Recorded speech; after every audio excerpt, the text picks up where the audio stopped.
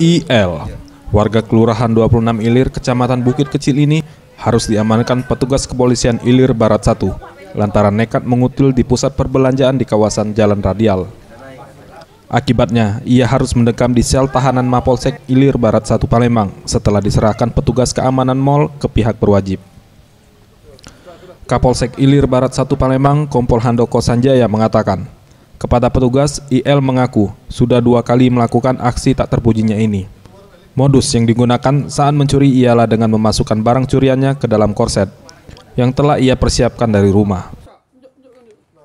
Kita dapat laporan dari security sebuah mal di Jalan Radial bahwa telah diamankan 1 orang pelaku yang sifatnya mengambil barang, mengutil.